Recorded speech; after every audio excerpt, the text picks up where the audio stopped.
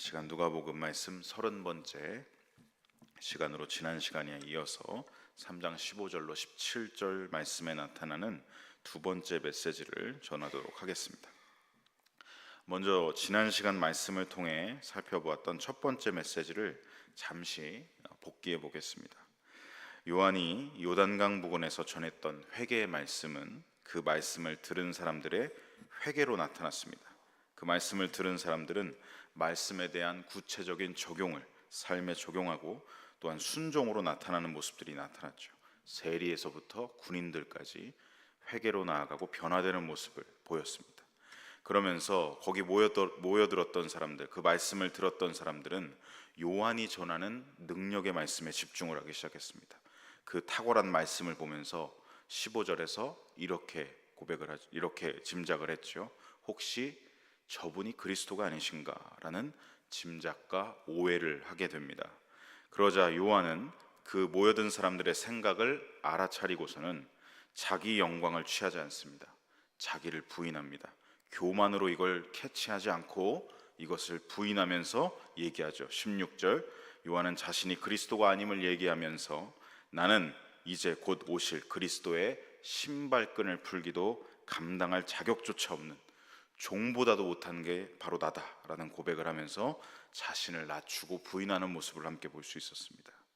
요한은 이렇게 자기를 부인하며 낮추고 진짜 그리스도이신 예수님을 높였습니다. 그리고 그분의 능력을 소개하고 그분의 탁월함을 소개했던 것입니다. 자신에게 오는 스포트라이트를 부인하고 그 빛을 예수님께로 옮겨가도록 인도하는 역할을 했던 것이죠. 사랑하는 성도 여러분, 하나님께서 당신의 일을 수행하시고 우리에게 그것을 맡기실 때 우리를 통해 일하십니다. 그래서 우리가 하나님께 쓰임받을 때 쓰임받는 과정 중에 결코 잊지 말아야 할 것이 있습니다. 그것은 쓰임받는 그 일의 사역의 주인공은 내가 아니라 하나님이시다는 것이죠. 사탄의 본성이 무엇입니까? 우리 안에 있는 원죄의 본성이 무엇입니까? 교만입니다. 뱀이 하와를 깨어낼 때 했던 말을 잘 생각해 보십시오. 내가 하나님과 같이 되지 못할 이유가 없다라고 말했죠.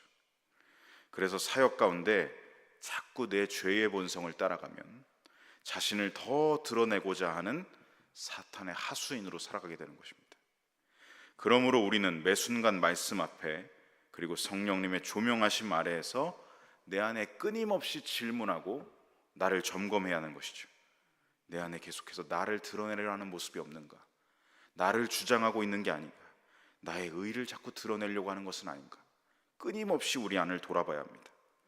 내가 하나님보다 의롭다고, 내가 해온 게 어떤 건지 아냐고, 우린 이만큼 이루었고, 그러한 자기 업적과 자기 공로에 함몰이 되어서 내 안에 교만의 죄를 덮어버리고 자기 의를 자꾸 드러내는 것, 그게 여러분 욥기에서 보는 모습 아니었습니까? 욥과 친구들이 자꾸 말다툼을 하면서 자기 의를 자꾸 드러냈던 모습들을 보게 되죠. 그리고 그것이 신약에서는 어떠했습니까? 바리새인과 서기관들이 끝끝내 예수님을 받아들이지 않는, 물론 예수님을 받아들였던 서기관도 있었지만 예수님을 받아들이지 않던 그 종교 지도자들, 왜 그들이 예수님을 받아들이지 않았겠습니까? 자기 안에 있는 교만 때문에. 예수님이 필요가 없다는 것이죠. 내가 이만큼 의로운데, 난 이만큼 잘 살고 있는데 예수님이 왜 필요하냐? 예수님을 오히려 방해자로 생각했던 것입니다. 여러분, 교만은 이토록 무서운 것입니다. 조그마한 교만도 시간이 지나면 이게 교만인지 모를 만큼 점점 커져서 나중엔 자기가 교만한지도 모르게 되는, 하나님 앞에서 내가 교만한지도 모르게 되는, 오히려 어떻게 해야죠? 자기 교만을 없애기 위해, 덮기 위해서 자신을 합리화하고 자신을 정당화하는, 거기에 온 힘을 쏟는 그런 모습으로 나아간다는 것입니다. 여러분, 지난 시간에도 말씀드렸지만 예수님이 하신 충격적이고 무서운 말씀이 있습니다. 마태복음 7장 21절 우리 함께 읽어보겠습니다. 나더러 주여 주여 하는 자마다 다 천국에 들어갈 것이 아니요 다만 하늘에 계신 내 아버지의 뜻대로 행하는 자라야 들어가리라. 아멘. 이 다음 말씀이 더 충격적이라는 걸 알고 계십니까? 이 다음 말씀, 22절로 23절 말씀 함께 읽어보겠습니다. 그날에 많은 사람이 나더러 이르되 주여 주여 우리가 주의 이름으로 선지자 노릇하며 주의 이름으로 귀신을 쫓아내며 주의 이름으로 많은 권능을 행하지 아니하였니까 하리니 그때 내가 그들에게 밝히 말하되 내가 너희를 도무지 알지 못하니 불법을 행하는 자들아 내게서 떠나가라 하리라. 주여 제가 주의 이름으로 이만큼 열심히 사역을 해왔습니다. 주여 제가 주의 이름으로 말씀을 이렇게 권능 있게 전하고 왔습니다. 주여 나 잘했죠? 나 지옥이 아니라 천국행 맞죠? 마지막 날 주님 앞에 이렇게 말할 때, 마지막 날 하나님의 심판대 앞에서 이렇게 말한다 한들 사역하면서 주님의 이름 없이, 주님의 이름이 있다고 말하지만 실질적으로 주님의 이름 믿지 않았던, 그리스도인이란 타이틀은 앞에 걸고 있지만 그 가면 뒤에 모든 영광을 자기가 가로챘던 사람들, 모든 스포트라이트를 자기가 취했던 사람들, 유대인들의 선민의식과 같이 교만으로 가득 찬 모든 이들 주님이 다 아시면서 이렇게 말씀한다고 하시는 거죠. 너 누구냐? 너 누구야? 난 너를 알지 못해. 너 누구니? 불법을 행하는 자들아 내게서 떠나라. 여러분, 이것이 바로 교만의 마지막 최종 결론이라는 것이죠. 마지막 날 하나님 앞에 서기 전에, 여러분 이런 결론을 맺기 전에 오늘 저와 여러분은 말씀과 성령으로 날마다 끊임없이 나를 돌아봐야 할 줄로 믿습니다. 다른 사람 손가락질하면서 쟤는 저래서는 안 돼, 저 사람은 좀 바뀌어야 돼, 이 말씀은 제가 들어야 돼, 쟤는 크게 문제야, 그렇게 하기 전에 말씀을 거울로 삼아서 나를 들여다볼 줄 알고 나를 점검하고 성령님이 내 어둠을 조명하실 때, 빛을 비추실 때 돌아서는 자들이 아니라 주님 비추십시오, 제 어둠을 몰아내 주십시오, 회개로 나아가는 것이 진정한 신앙생활입니다. 저와 여러분 모두 교만이 아니라 이 땅에 오신 예수님과 같이 낮아짐으로 나아갈 줄로 믿습니다. 바울 사도는 이렇게 말했죠. 나의 죽음도 유익함이라. 내가 죽으면 그분이 내 안에 역사하시기 때문에 나의 죽음도 유익함을 고백했던 것이 바울 사도였습니다. 여러분, 이런 모습과 같이 오직 생명 되신 주님만을 고백하고 주님만을 드러내고 주님만을 전하는 삶을 살아가시기를, 교만이 아니라 주님을 나타내는 삶을 살아가시기를 간절히 소망하고 축복합니다. 여기까지가 지난 토요일에 나누었던 본문에서 나타난 첫 번째 메시지였습니다. 이어서 오늘 본문에서는 두 번째 메시지도 나타나고 있습니다. 두 번째 메시지는 오늘 말씀의 제목처럼 그분이 오셔서 하실 일입니다. 나 말고, 요한이 말하는 것이죠. 나 말고 그리스도께서 오셔서 하실 일은 이러한 것이다 라고 소개하는 메시지이죠. 요한은 오늘 본문 16절에서 자신의 사역과 예수님의 사역을 구분하고 있습니다. 우리 16절을 다시 한번 함께 화면을 통해서 읽어보겠습니다. 요한이 모든 사람에게 대답하여 이르되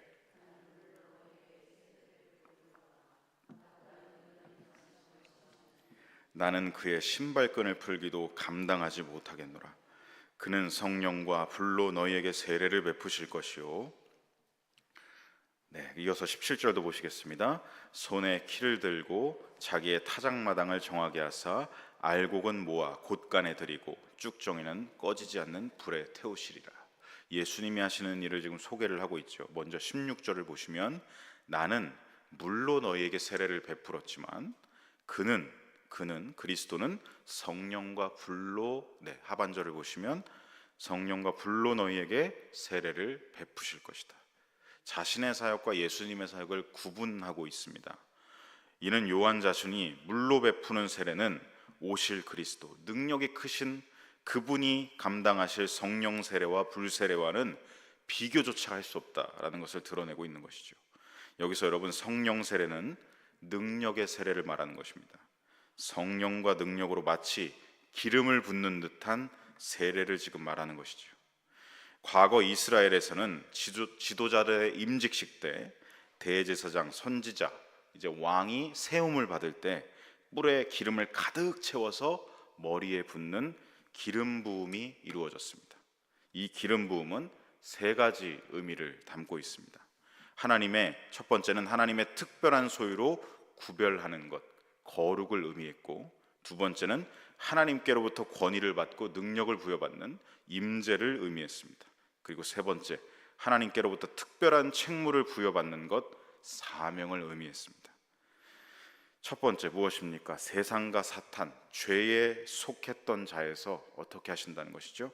하나님께 속한 자로 바꿔주신다, 거룩하게 해주신다. 두 번째, 세상의 것을 의지하고 세상의 것으로 부리던 자에서 이제는 하나님의 권위와 능력, 권능을 부여받는 자가 되게 하신다. 세 번째, 그동안은 늘 보는 대로만 살고 느끼는 대로만 사는 그러한 삶을 살았다면 이제는 사명을 받아서 사명을 이루어가는 자가 되게 하시는, 이것이 기름 부음의 의미 세 가지입니다. 그래서 여기서 세례 요한이 말하는 오실 그리스도, 예수님께서 우리에게 하시는 일을 통해서 여러분 이 세 가지가 우리 가운데 모두 이루어진다라는 것을 기억하시기 바랍니다. 첫 번째, 우리는 어떤 사람들이었습니까? 우리는 원래 죄인이었습니다. 본질상 진노의 자식이었습니다. 신분이 그러했습니다. 그런데 예수님께서 십자가에서 그 모든 죄의 값을 대신 치르시고 그리고 3일 만에 부활하셨습니다. 죽음의 권세를 이기시고 부활의 첫 열매가 되어주셨습니다. 그래서 누구든지 이 복음을 믿고 예수님을 영접하는 자는 하나님께로부터 의롭다 여김을 받습니다. 신분이 바뀐다는 것이죠. 이제는 세상에 속한 자, 사탄에 속한 자가 아니라 하나님께 속한 자, 하나님의 권속이 된다, 성도가 되고 자녀가 된다는 것이죠. 성령 세례, 기름 부음의 첫 번째 의미, 예수님께서 오셔서 우리에게 처음으로 이것을 이루신다는 것이죠. 그리고 여러분 두 번째도 이루어집니다.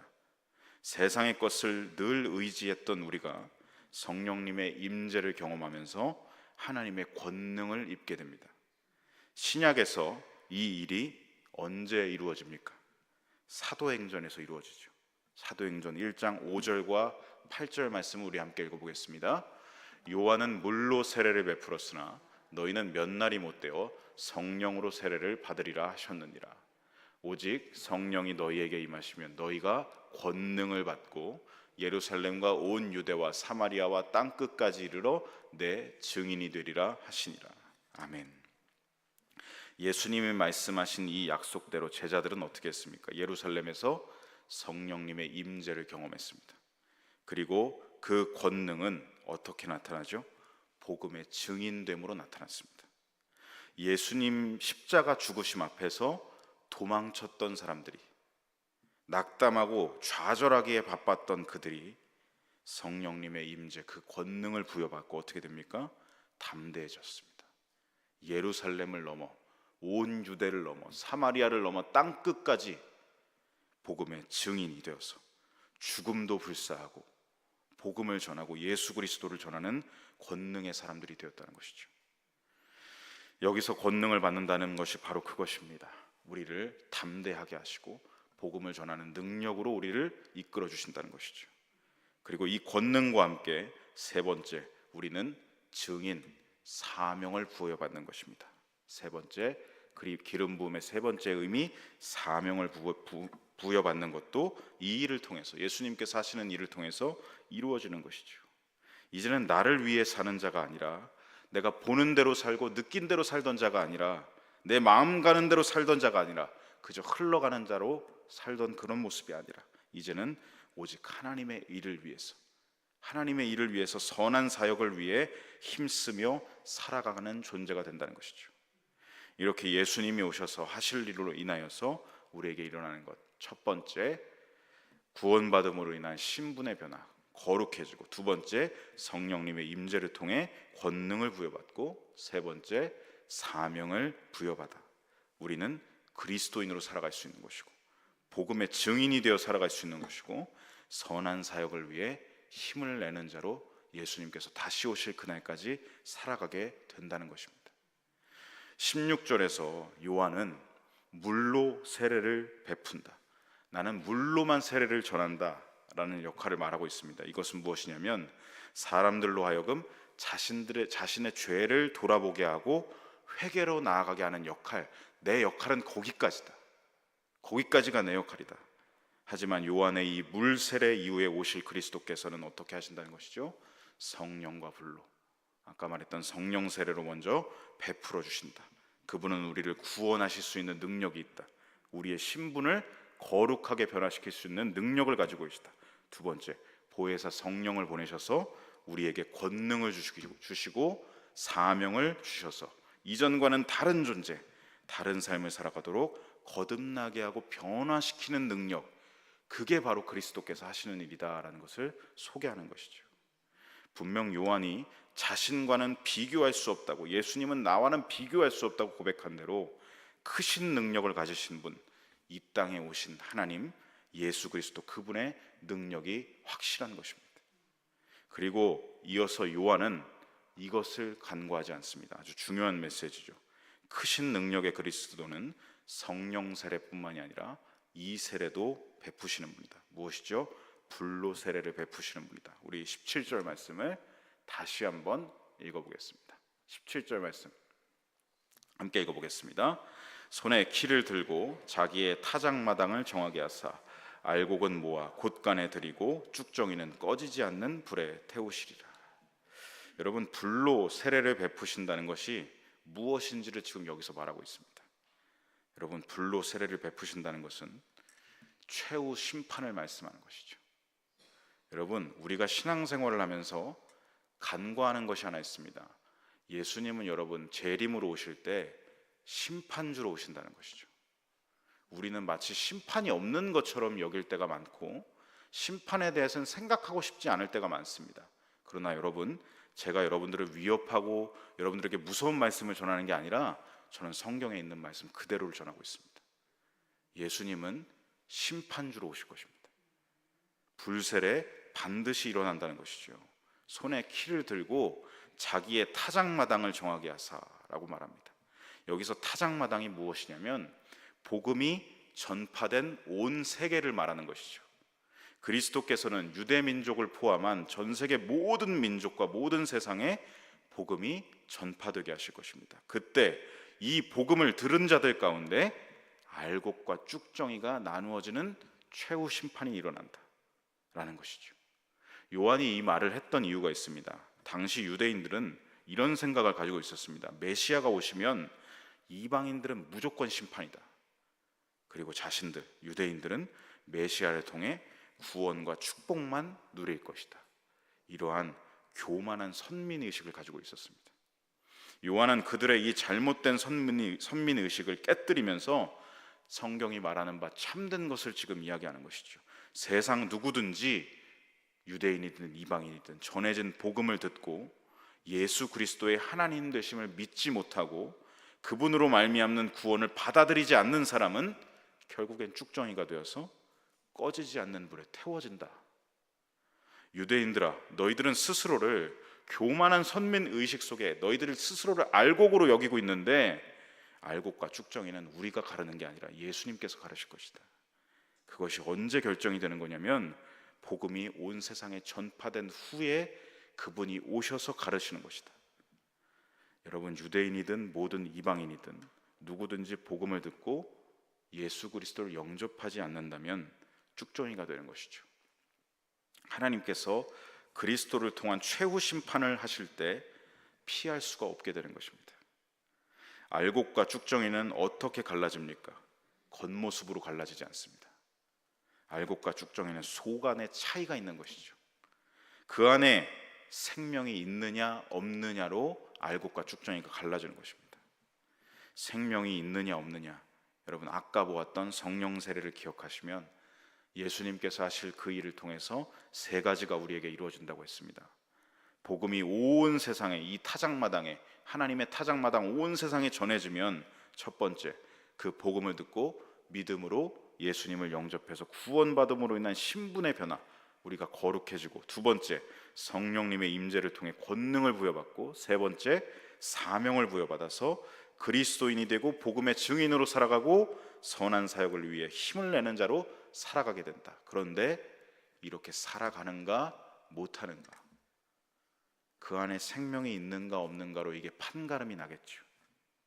여러분, 이것이 바로 불세례, 하나님이 좌정하신 최후 심판대 앞에서, 그 보좌 앞에서 알곡이냐 쭉정이냐로 나누어지게 된다라는 것입니다. 여러분, 쭉정이는 결코 하나님의 심판의 자리에 버티고 서 있을 수조차도 없습니다. 하나님 보좌 앞에, 최후 심판대 앞에서 쭉정이는 예수님의 변호를 받지 못합니다. 아까 보았던 마태복음 7장 23절 말씀, 내가 너희를 도무지 알지 못해.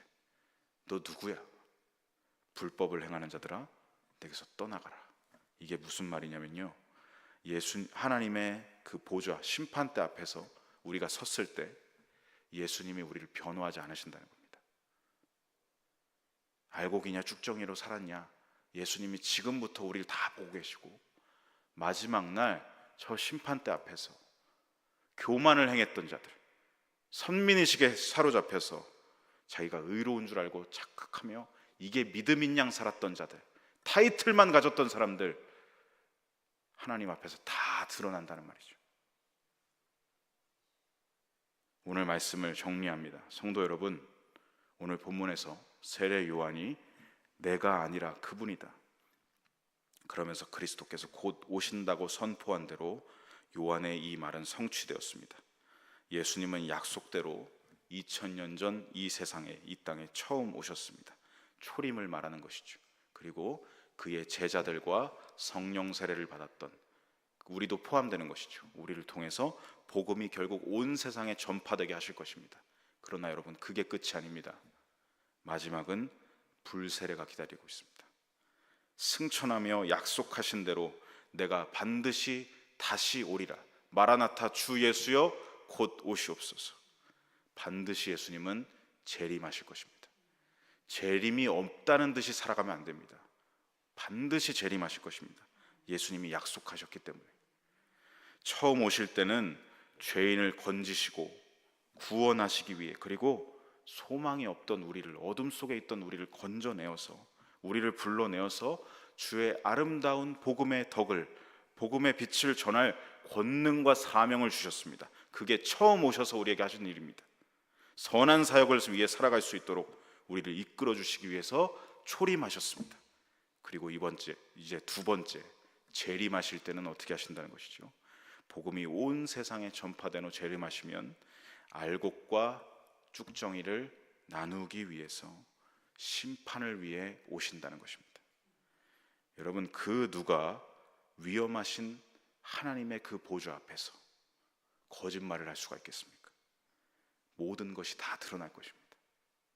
내 신앙이 진짜였는지 가짜였는지, 내 부르짖는 주여 주여가 가짜였는지 진짜였는지. 나더러 주여 주여 하는 자가 다 하나님 나라에 들어가는 것이 아니라 뭐라고요? 내 아버지의 뜻대로 행하는 자여라 하나님께 들어가리라. 하나님 나라에 들어가리라. 알곡인지 쭉정인지는 그분의 심판대 앞에서 모든 것이 드러나게 될 것입니다. 여러분, 요한일서 5장 12절 말씀 우리 화면을 통해서 함께 읽어보겠습니다. 하나님의 아들이 있는 자에게는 생명이 있고 하나님의 아들이 없는 자에게는 생명이 없느니라. 아멘. 마지막 날 그분 앞에서 이루어질 심판대 앞에서 알곡과 쭉정이로 나누어지기 전에, 그날이 오기 전에, 그날은 돌이킬 수 없는 날입니다.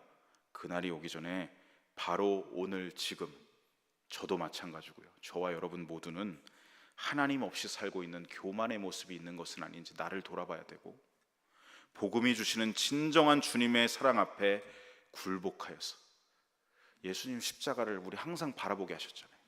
언제든 회개해라, 언제든 예수 그리스도의 이름으로 회개해라. 문을 열어주시지 않았습니까? 그 문을 열어주셨는데 우리가 자꾸 뒤돌아서 나 회개할 거 없다고, 난 의롭다고, 난 잘해왔다고, 그런 모습이 아니라 내 마음 문을 열어서 내 마음 문을 두드리시는 예수님을 영접하셔서, 여러분, 이 땅에서도 하나님 나라에 합당한 자로 살아가는 저와 여러분이 되어야 할 줄로 믿습니다.